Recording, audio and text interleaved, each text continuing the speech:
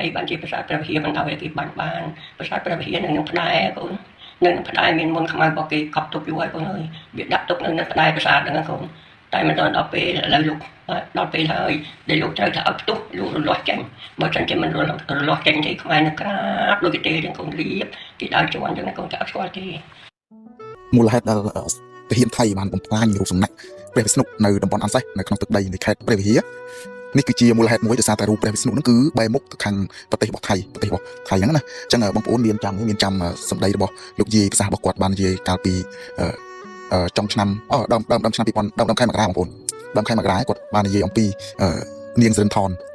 ដែលជាស្ដេចនៅថៃហ្នឹងណាគឺនាងសិរិនថនគឺបានរៀនមុនវិជ្ជារៀនគេហៅមុនខ្មៅគឺគ្រប់គ្រងទៅលើពពួកមនុស្សអសូរកាយក៏ដូចជាពពួកដែលព្រាយបិសាច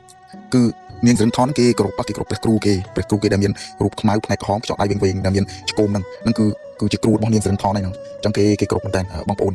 អញ្ចឹងបងប្អូនប្រកាសជាបានចាំនៅភាសារបស់លោកយាយគាត់បាននិយាយថានាងសិរិនថនគឺមានគ្រូគេកាន់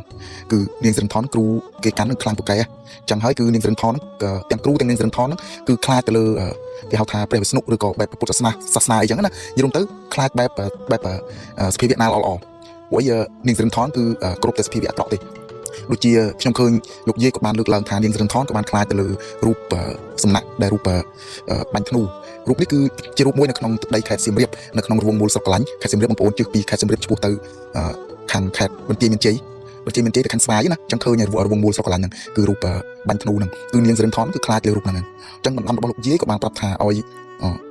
បងប្អូនដែលជាទាហានជួរមុខគឺអាចយករូបហ្នឹងជាប់ខ្លួនជិះវាងនៃការ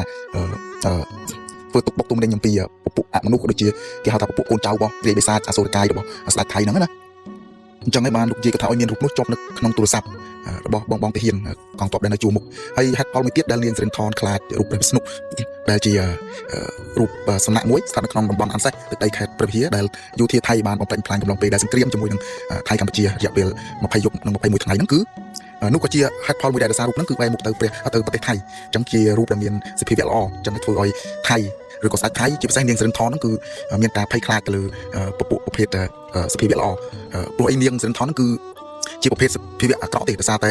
គេគ្រប់គ្រងទៅលើពពួកព្រាយបិសាចអសូរកាយហើយបើសិនជានៅក្នុងស្រុកខ្មែររបស់យើងអ្នកដែលមានអធិនឬក៏ខ្សោយហ្នឹងគឺនាងសិរិនថនគ្រប់អត់ទាំងអស់ទាំងដងប៉ុន្តែមិនអាចទេបងប្អូនមិនអាចទេខាងនាងសិរិនថនឬក៏ប្រជាជនថៃហ្នឹងគេមានជំនឿមួយទៀតគេថា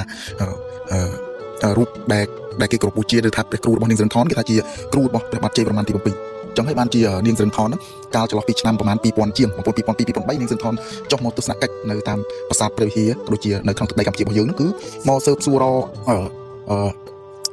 ព្រះខ័នរាជរបស់ព្រះបាទជ័យវរ្ម័នទី7អានេះបើឮចាស់គាត់និយាយឬក៏អ្នកស្រាវជ្រាវផ្សេងគាត់បាននិយាយណាគឺអញ្ចឹងមែនអញ្ចឹងហើយបានធ្វើឲ្យនាងសិរិនថនហ្នឹងគឺមានការគោរពនិងជឿខ្លាំងទៅលើព្រះគ្រូរបស់គេដែលមានរូបខ្មៅផ្នែកក្រហមហើយចង់ឲ្យវិញហ្នឹងព្រោះពួកគេហ្នឹងមានការគោរពខ្លាំងតែម្ដងហើយពពួកព្រាយបិសាចអីហ្នឹងគឺនាងសិរិនថនអាចគ្រប់គ្រងអស់ហើយដោយសារតែនាងសិរិនថនគឺចេះបាលីគេថាសិតសិនតែរៀនពីខ្មែរទៅប៉ុន្តែគេហៅថារៀនហ្នឹងបើសិនយើងយកទៅធ្វើផ្លូវល្អធ្វើរឿងអាក្រក់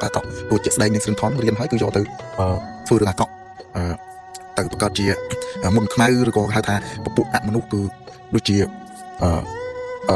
គេហៅថាកាលពីចំនួនព្រហ្មញ្ញសាសនាហៅបូជាយ៉ាញ់ដូចជាសត្វឆ្មាសត្វឆ្កែអីចឹងណាបងប្អូនប្រិមិត្តអញ្ចឹងបងប្អូនប្រិមិត្តបើអត់ជឿទេអាចចូលទៅស្ដាប់របស់លោកយាយនឹងទៀតលោកយាយនឹងគាត់មានប្រសាសន៍អញ្ចឹងបងប្អូនប្រិមិត្ត